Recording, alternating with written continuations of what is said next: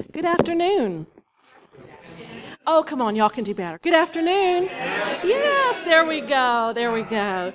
My name is Dr. Carla Boone. I am the Dean of Workforce and Continuing Education, and I am delighted to welcome you to this beautiful event today where we are honoring women in our history and women in our present. Today, the committee, I'd like to recognize the committee, actually. If you served on the committee for today's presentation, would you stand and be recognized? Yay! I know that they have worked really hard at putting this together, and I'm very excited and honored to be a part of this today. I just want to make sure that you've looked at your program and that you have one. Today we will be honored with a theatrical production from some of our drama students here on campus. They will be representing different women throughout our history, and we'll be telling you about the accomplishments of those women and their contributions to our society. And then we will have a fireside chat where I will be asking questions of two of our leaders here on campus, Dr. Lewis, our college president, and many of you will know her and recognize her, and also Chief Chapa, our first female police officer, and Dr. Lewis is our police chief, excuse me for that, and also Dr. Lewis is our first female president. So we'll look forward to that. So with no further ado, I would like for our theatrical production to begin.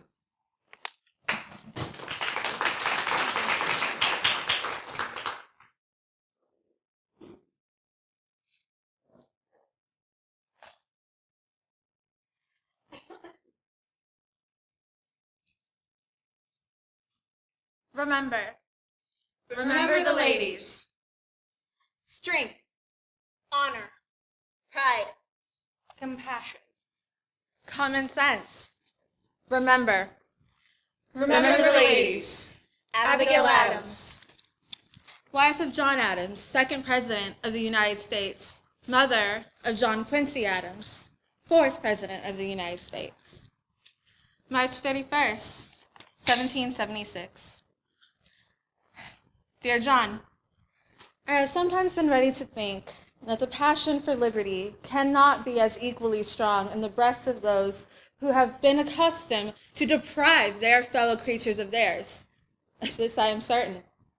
In this new code of laws, which I suppose it will be necessary for you to make, I desire you would remember the ladies and be more generous and favorable to them than your ancestors have been.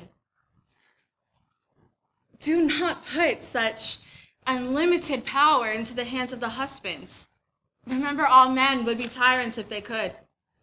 If particular care and attention is not paid to the ladies, we are determined to foment a rebellion and will not hold ourselves bound by any laws in which we have no voice or representation. That your sex are naturally tyrannical is a truth so well established is to admit of no dispute. Do not give up that harsh title of master for the more tender and endearing one of friend. Why then not put it out of the power of the vicious and the lawless to use us with cruelty and indignity with impunity? You must remember that arbitrary power, which is like most other things, is hard and very liable to be broken. It is within our power not only to free ourselves, but to subdue our masters, and without violence. Throw both your natural and legal authority at our feet. Remember the ladies. Eleanor Roosevelt, First Lady, wife of Franklin Delano Roosevelt, politician, diplomat, activist. Members and delegates of the United Nations, I have come to talk to you tonight on one of the greatest issues of our time, that of the preservation of human freedom. We must not be confused about what freedom is. Basic human rights are simple and easily understood. Freedom of speech and a free press, freedom of religion and worship, freedom of assembly and the right of petition, the right of men to remain secure in their homes from unreasonable search and seizure and arbitrary arrest and punishment. We must not be deluded by the forces of reaction to prostitute the great words of our free tradition and thereby confuse the struggle. Democracy, freedom, human rights have all come to have a definite meaning to the people of the world, which we can allow no nation to so change that they are then made synonymous with suppression and dictatorship. We feel certain rights can never be granted to the government and must be kept in the hands of the people. Naturally, there must always be the consideration of the rights of others. In a democracy, this is not a restriction. Indeed, in our democracies, we keep our freedom secure because each of us is expected to respect the rights of others, and we are free to make our own laws. Freedoms for our peoples is not only a right, it is a tool. Freedom of speech, freedom of the press, freedom of information, freedom of assembly. These are not just abstract ideals to us. These are tools in which we create a way of life in which we can enjoy freedom. The future must see a broadening of human rights throughout the world. People who have witnessed freedom will never be content until they have secured it for themselves. In its truest sense, human rights are a fundamental object of law and government in a just society. Human rights exist to the degree that they are respected by the people in relations with each other and by governments in relations to its citizens. It is inherent in our firm attachment to democracy and freedom that we must always stand ready to use the fundamental democratic processes of honest debate and negotiation. It is now, as ever, our hope that though there is a wide difference of approach in the world, we can, through mutual good faith, arrive at a common basis of understanding. I pray Almighty God that today we win a victory to secure the rights and freedoms of all men. Remember the ladies. Barbara Jordan. Educator, lawyer, politician, leader of the Civil Rights Movement. Members of the 1976 Democratic National Convention, I, Barbara Jordan, am your keynote speaker. My presence here is one additional bit of evidence that the American dream need not forever be deferred. And now, we must look to the future. Many fear the future. Many are distrustful of their leaders and believe that their voices are never heard. Many seek to only satisfy their private wants, to satisfy their private interests. Are we to be one people bound together by a common spirit, sharing in a common endeavor, or will we become a divided nation? For all its uncertainty, we cannot flee the future. We must address and master the future together. As a first step, we must restore the beliefs in ourselves. We are generous people, so why can't we be generous with each other? Let there be no illusions about the difficulty of forming this kind of national community. It's tough, difficult, not easy.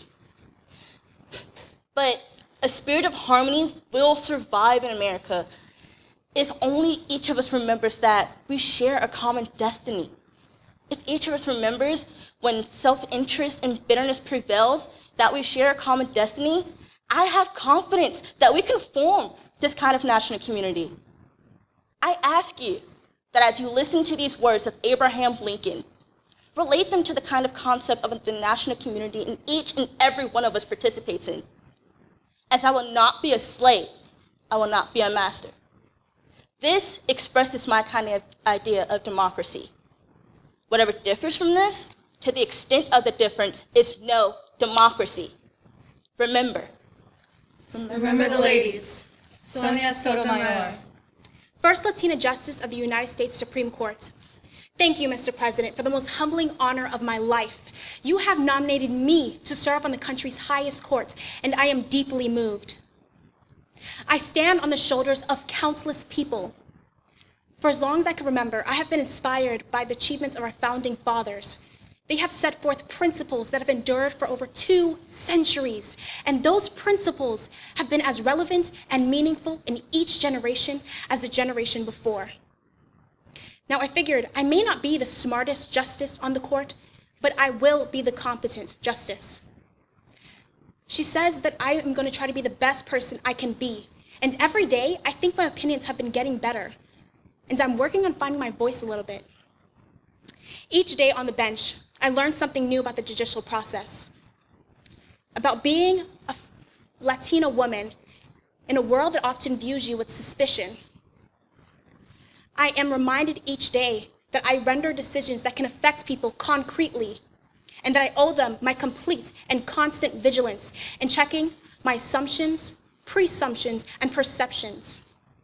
And that enduring that to extend them, my limited abilities and capabilities permits me.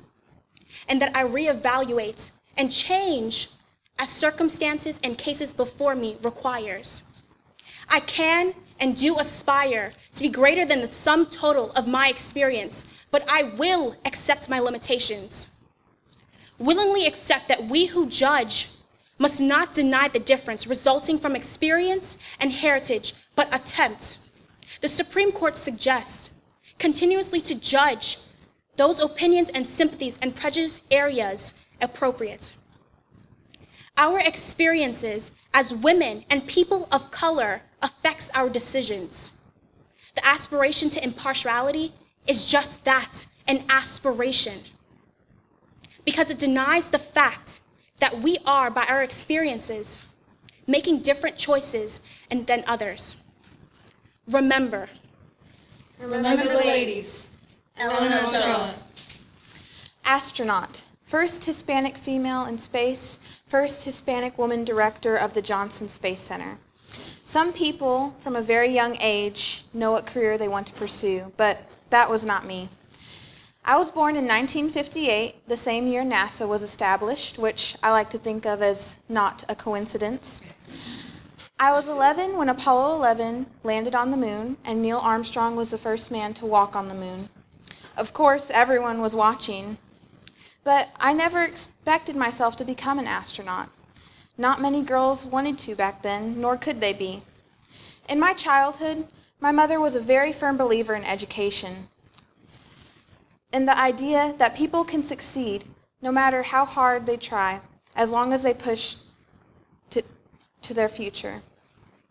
My mother pushed herself, and I learned that success often comes from pushing ourselves beyond what is easy. In spite of other students putting me down for liking science, choosing to major in physics was a real turning point. I enjoyed the math in physics, and it helped me discover the questions to the world. Sally Ride was the first female astronaut in space when I was getting my doctorate. This was the moment I decided I wanted to become an astronaut. In 1983, I applied for the astronaut program and was rejected. After working 5 years at Sanjok, I applied again and was rejected again. The third application was the charm, and I finally was accepted to become an astronaut in 1990, and a year later was the first Hispanic woman astronaut. My first space flight was in 1993 on the Space Shuttle Discovery.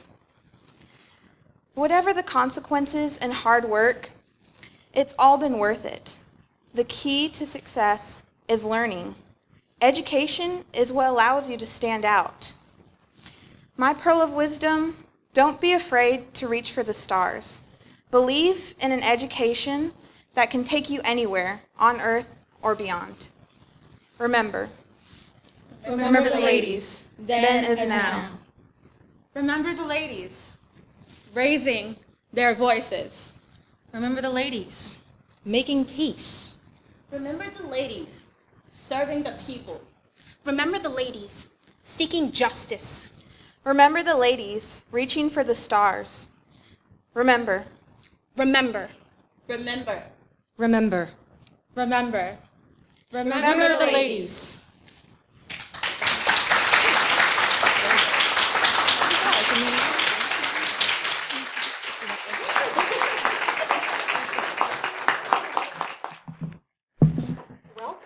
Thank you. Thank you. To our fireside chat. I get to play Oprah. Ladies, you have been asked to be here because you have demonstrated great leadership and have put your mark here at College of the Mainland. So we have a few questions. As a segue from the presentation that our drama students just presented, I'd like to ask you if you could talk to any other female, either in present day or historically, who would that be and why? Dr. Lewis, let's start with you. Eleanor Roosevelt. Honestly, because this was a woman who, even though she came from a family of privilege, had a lot of things working against her. At a time when certainly a woman's worth was defined solely by her family and her looks, she overcame all of that. She was not an attractive woman, but she made an incredible difference. And when her husband was incapacitated after many bouts with illness, she was the one who literally was running the country, and no one knew that, but she was the one who was making things work. And I would want to know, how do you do that from behind the scenes and still make it look like someone else is in charge? Excellent, thank you. Chief Chapa. Well, I can't choose just one. I would like to have a little dinner party and invite a handful. And some of the ones that I can think about that I feel are very strong are Condoleezza Rice, Sor Juana Inés de la Cruz, Martina Navratilova, and Joan Crawford. Reason being is that each one of these women are very strong. They have had to struggle against being objectification, as far as Joan Crawford is concerned, with the golden era of Hollywood. Very strong presence, made her way, had a difficult childhood, had a hard life, had to work for everything she had, and she was self-learned, okay? Condoleezza Rice, very eloquent, went through civil rights movement as a child, was in Birmingham, Alabama when the church was bombed. One of her classmates was killed, so she lived through that. Very disciplined woman. First African-American Secretary of State. She was very strategic in her thinking, and I love strategy. Strategy is very important as far as leadership is concerned, especially in a male-dominated world. So she can hold her own. Very educated, a musician, a dancer. Even to this day, she is very well disciplined in taking care of her health and being in charge of her body. So that's why Condoleezza Rice should be at that table. Sor Juana Inés de la Cruz was born in the 1600s from Mexico. She eventually became a nun. She had to disguise herself as a male to be able to attain an education. She taught herself to read by 3, read every book in her grandfather's library. She was challenged a lot, being a female at that time and making her way in the sciences and arts. So that's another person I would like to talk to. Martina Navratilova was a defector from the Czechoslovakian Republic. It took a lot of courage to do that, to move away from communism and make her way to the United States of America for freedom. She dominated the tennis circuit for many years and brought a different type of athleticism into tennis, that a woman can look strong, be strong, and perform well. And she's also an animal rights activist, which inspires me. So those are the women that would be at my table. Awesome. Excellent answers. Thank you very much. If you could name a person who had tremendous impact on you as a leader, who would that be? And explain why. Yeah, I don't think it could be just one, because I think you learn something from everyone. Some bad. You learn what not to do. Honestly, I think the negative also teaches that you learn what to do and how not to behave. Gosh, for consistency, probably I would say my mother, simply because She was the first woman in her family to get a college degree in 1954, which was not really very common, and always had a career, always a very strong woman when it was not usual to do that, and always from the beginning said, get an education, never ever get yourself in a position where you are dependent on anybody else for your livelihood. You always have to be able to take care of yourself. Always. Chief Chapa? Same answer, different slant. My mother. My mother was not provided any sort of formal education in her life. So my mother never learned to read or write. And excuse me, I get a little emotional, but she inspired me because she was very strong. She had a strong memory that she had to remember everything, how to function and raise her kids. My dad was in the contracting business, and I grew up in a Hispanic family. That machismo was really there. So, I had a sister and two brothers, and the brothers were always invited to go do the outdoor things, the fun things.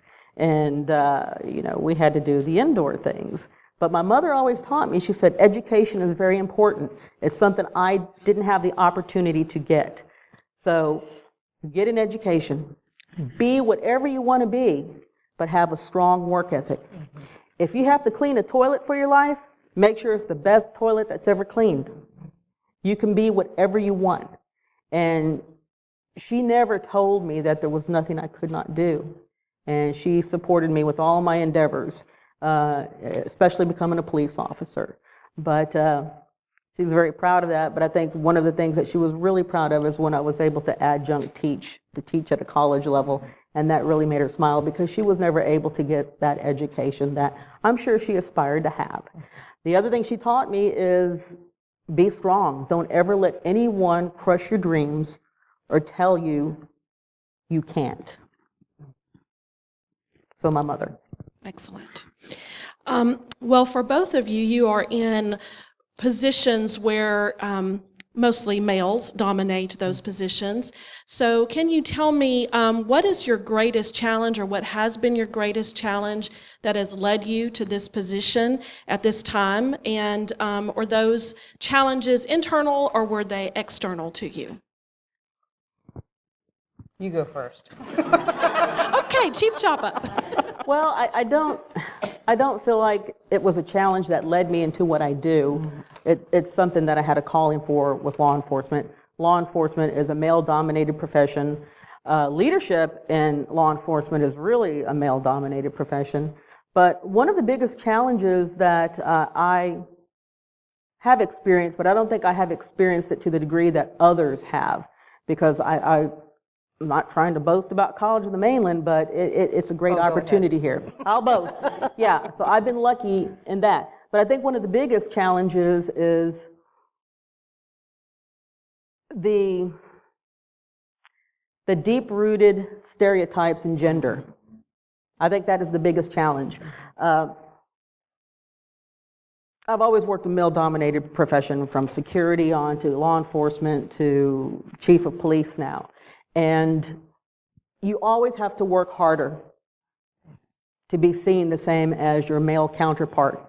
You always have to do a stellar job, whereas they don't have to do that stellar job for the same recognition. Going through the police academy, you have to go above and beyond to prove yourself. And I think that's the biggest challenge, is the deep-rooted stereotypes about gender.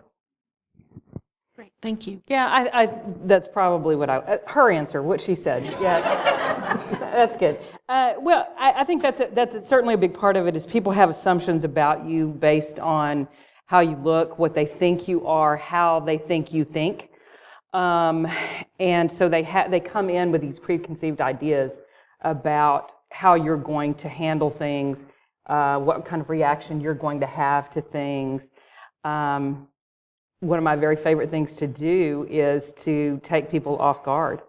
If I'm out somewhere and they say, "Oh, what do you do?" and I say, "Oh, I work at College of the Mainland," and they say, "What do you teach?" and I said, "Oh, I work in the president's office," and they go, "Oh, you're the secretary."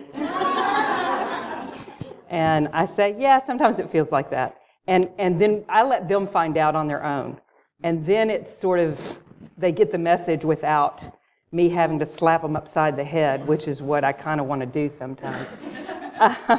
But I do think that that's a big part of it is people have these preconceived ideas. The other part of it is that, you started the question by saying that our field, and especially, the presidency is sliding more toward kind of an even match. It's still about 70-30, about 70% male, 30% female.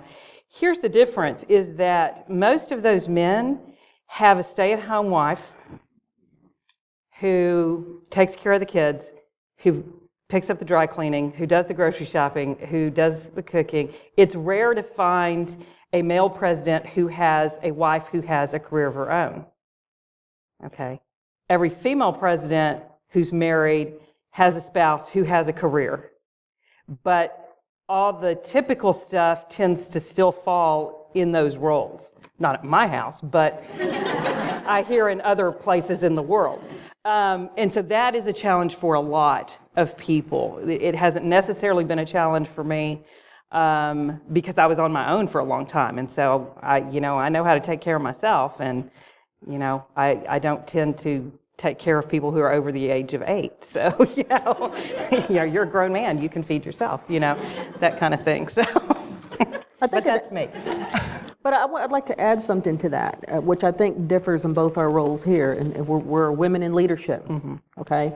Male-dominated leadership. One of the differences, too, is that I get to wear a uniform every day. So this helps me with my image that I have to be my command presence. Whereas other women, they have to really think about what they're wearing to fit in that role, because women are judged on their appearance. And society, because it's an androcentric society, want to put women in a certain category and how they're supposed to look. If you even look at the elections right now, everybody's, what are they wearing for Hillary? But for the guys, they really don't really address it except Donald Trump's hairdo. But anyway. Good point. So what traits do you think, personality traits, do you think you have that have allowed you to be so successful? Come on, Dr. Lewis. Oh, I think stable nervous system and a good sense of humor. I mean, really, if you're going to be blown over by every little thing that comes your way, there is no way you're going to be successful in leadership, whether you're a man or a woman or a goat. You have got to be able to be flexible and reflexive when you need to be. And I think that, you also need to be able to laugh at yourself, especially first, always, and then kind of at the situation. Because if you let it get to you, if you let the comments like, "Oh, you must be the secretary," get under your skin, you're going to drive yourself crazy. So that, and probably a good streak of stubbornness. Just, I'm going to do this because I want to do it because it's right for me. And I'm sorry that doesn't make you happy, but I think about my sister's very favorite line when someone's complaining to her, and she'll, they'll just whine, and she'll just say, "I know, and I just hate that for you." So, which is sort of code for, okay, I'm done with your whining now, and that's your choice to whine about it, but I'm not owning your problem. So. Great. Chief Chapa? I think Dr. Lewis is correct in that. It's having a tough skin and sticking to your guns. So to speak. Yeah. Standing by and standing behind what you know is right for your organization. Because once you step into these roles, it's not about you anymore. It's about your staff. It's about your organization.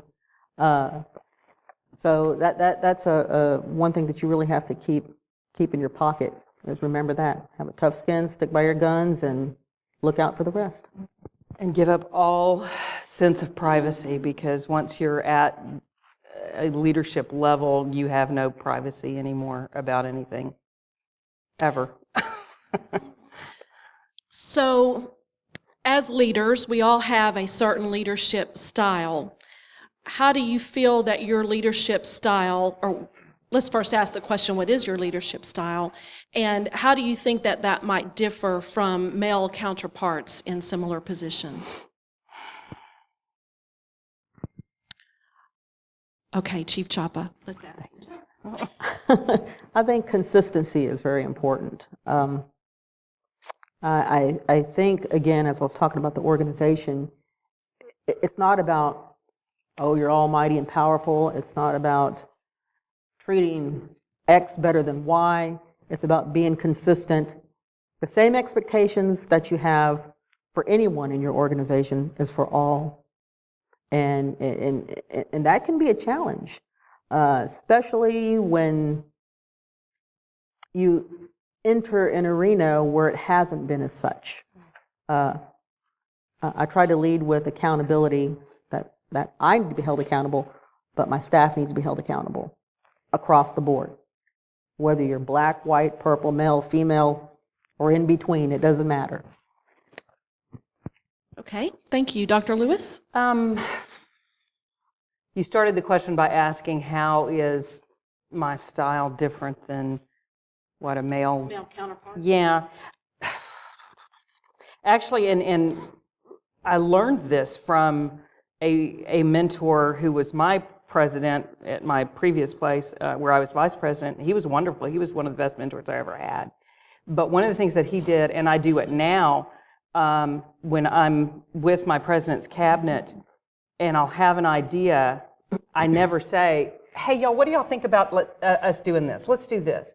Because my role as president and they're, as vice presidents, they're not likely to go, that is the stupidest thing I have ever heard, which is what they may all be thinking. But they're not going to say that. And so what I do is I say, all right, y'all, tell me what's wrong with this idea. Talk me out of this. Tell me why this is a bad idea. And that gives them the permission immediately to start saying, well, if we do this, what about this? If we do this, what about this? And that's what I want all along, is I want the feedback. But if I say, don't you think this is a great idea? They're all going to go, uh-huh, wow, what is she thinking, right? But if it's, tell me why we shouldn't do this, talk me out of this. I don't know what the word for that style is, but it works for me, just to put it out there and let people open it up and say, here's why this is not going to work, or have you thought about this? It gives them permission to question. Excellent. Okay. I think through all of these questions, both of you have given us pearls of wisdom that we could take with us as we aspire to be leaders, those of us who do aspire, whether you're male or female. But if you could just give one more piece of advice or reiterate something that you've already said and strengthen that advice, what would it be to those of us in this room who aspire to be leaders? Chief Chapa? I live by this. You need to lead by example and never expect anyone who reports to you, never let them think that you're sending them into something that they have never done or would not be willing to do. It's being consistent with that too. Lead by example and never expect anyone to do something that you would not do yourself. That's really good. Yeah, I like that one. Thank you. Dr. Lewis? Make yourself happy without hurting others, then help others be happy without hurting yourself. Very good. Nice twist. I like that. I like that. Okay. Very good. Well, that was the final question. Yay. Okay. do we have questions? I'd love to hear from students. And I do believe we have we've time. Got time for questions. I do believe we have time. So do we have questions from the audience for our leaders? Anyone?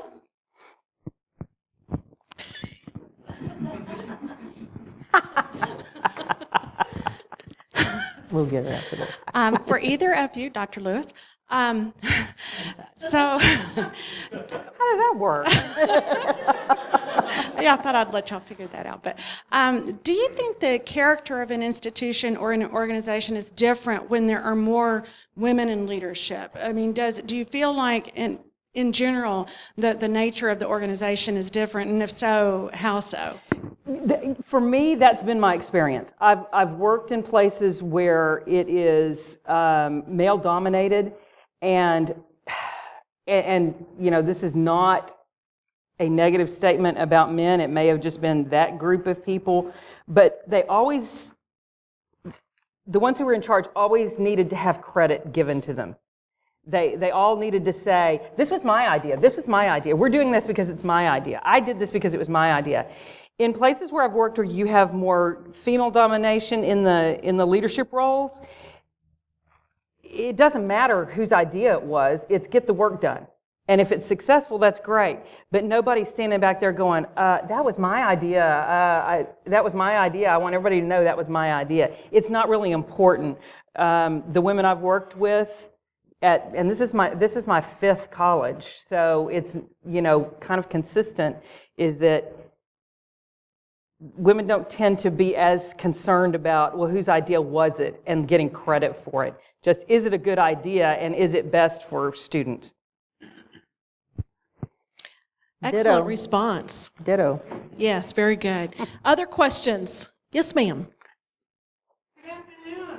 In the spirit of the history lesson today, I'm showing you that this is what a suffragette looked like.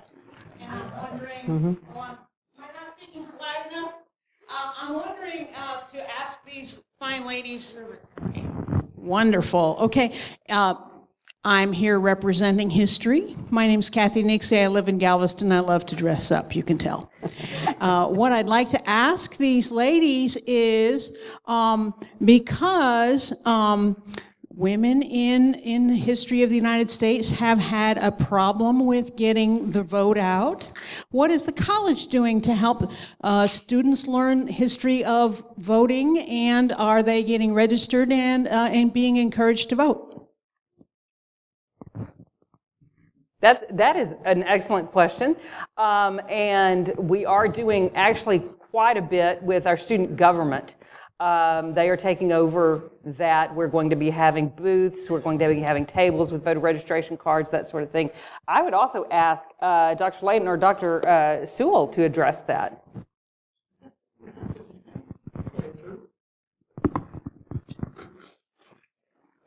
Yeah, I'm not aware of any voter registration drives that we've done in the past here. I haven't been here all that long, but I have heard something about getting one going. So I don't really have anything to add to that.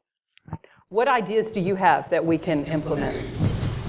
Well, if you are having an event, I would be willing to come. I can leave my card. I'd be willing to come, and I am a registered voter registrar in the county of Galveston. Some of your students might live out of the county, and they can get a card and send it back to their residence, wherever that might be. We do voter registration by county here in Texas, and I'd be willing to come and register your voters. Wonderful. Thank you so much. Thank you for being here. Question over there. Yes, it's kind of a long question, but so I've noticed that women leaders and women that we have to kind of play the system the way the men run it and behave more masculine or somehow try to, I don't know, dress appropriately or what they think is appropriately for our position. I'm wondering if you think that it's in the future that young women should try to represent femininity and feminine culture and the way we view ourselves just as women, to kind of break some ground and make it acceptable to be a female as a female in those roles, if that makes any sense. Well, I'm lucky I get to wear a uniform. But there are expectations, of course. The strategy that I envision with that is be yourself. You do have to conform a bit, unfortunately, sometimes to fit the bill. But once you got that bill, go ahead and be yourself.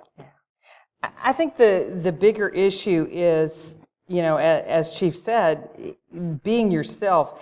And the best quality, the only real quality that any leader needs, male or female, is confidence. That you are the right person in the right place doing the right job. And it doesn't really matter what you look like and how you dress. It matters how you feel about the work that you're doing. And if you have that confidence, then it's going to come across to people.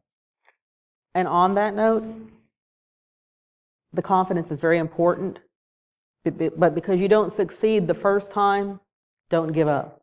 You keep going, because maybe the timing's not right, the place is not right, and that's someplace that will not be conducive to you or that organization. Move on.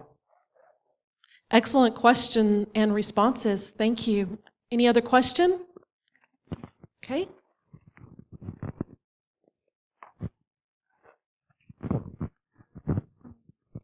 What are your hopes for in the future for women worldwide? Oh gosh,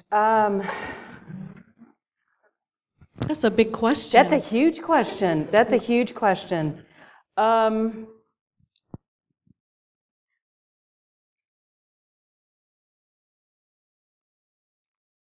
This is not a political statement, it truly, but I find it a little odd that we've still not had a woman president of the country, and I don't know if it's supposed to be this year, if it's supposed to be 4 years from now, it's supposed to be 20 years from now, but it's interesting that other countries that we consider sort of third world and backwards have had women leaders for decades, and we still haven't done that yet. I'd like to see parity in pay. I would like to see that if people are doing the same job and have the same background and the same preparation and the same experience, they're making the same money for that job. We're not there yet.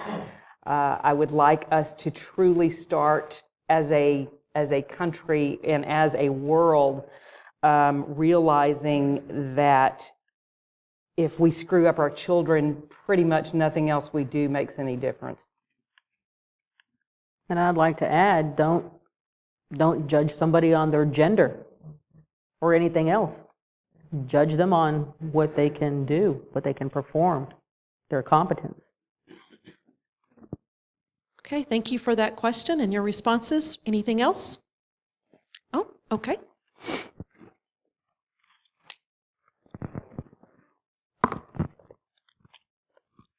Have you ever faced any discrimination for being a woman, and how did you handle it, and what do you think is the right way to handle it? Well, what time is it? Yeah. Wow, yes, obviously. Okay, go through the questions again. Experience discrimination as a woman, yes. There's an assumption that you're going to react to something in a certain way, that you're going to be emotional, that you're going to be kind of a soft touch about, oh yeah, they're going to let you just get, when that's not how it is. The rule says this, the policy says this is how it needs to be. The discrimination, I think, is more a matter of, well, we don't need to pay her as much because she's got a husband who has a good job. And those statements have been made to me over the course of my career. Not here, but because I came in not married. So, but at other places, it was, well, yeah, we're going to offer you less than what the previous person made because you're married and your husband makes a good living. As if, oh, that doesn't really justify that. I think, making people explain themselves about why they're saying what they're saying frequently reveals their ignorance. And I say that ignorant meaning uninformed, not any kind of judgment about their character or their lack of intellectual ability, but simply their lack of knowledge. That if you start asking them, well, why would you think that a person who is doing the same work should be paid less than the person who you paid before to do that? And then making them explain it kind of takes the heat out of it. or it just annoys them and they shut up. And either way, you know, you get to move on with your day. Well, my first security job, of course, I was the only female and the first female working in that department there for that organization, which I will not name. But I was getting paid significantly less than my male counterparts. And what I did about it is I took it to the board and advised them that it might be a good idea to make a change. Otherwise, that I would have to go forward and bring this issue out. Same location, I was working with a coworker, male, who was being very inappropriate with what he was saying and being discriminatory against women in uniform. And I made him cry and grimace in pain.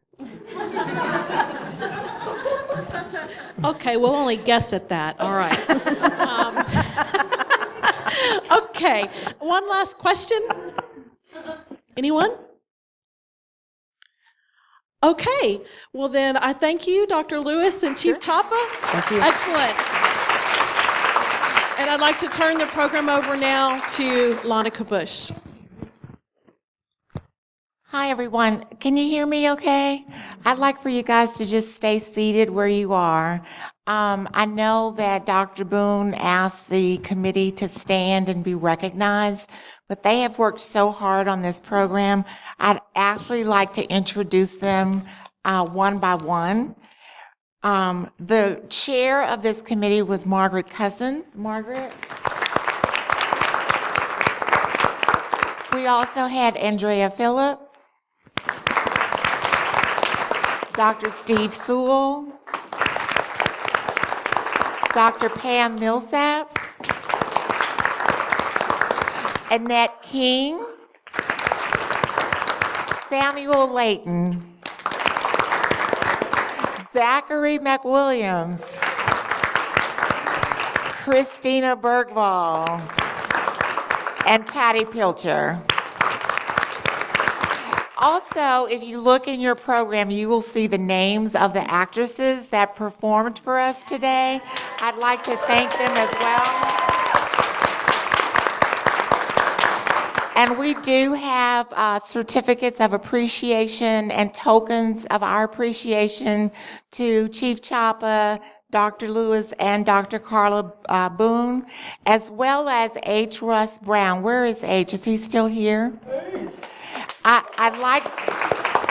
I'm remiss, H, that we did not put your name on the program, but I want everyone to know that H. Russ Brown, who is our artistic director at our community theater here, actually directed the performance and helped the actresses with their performance. So thank him so much.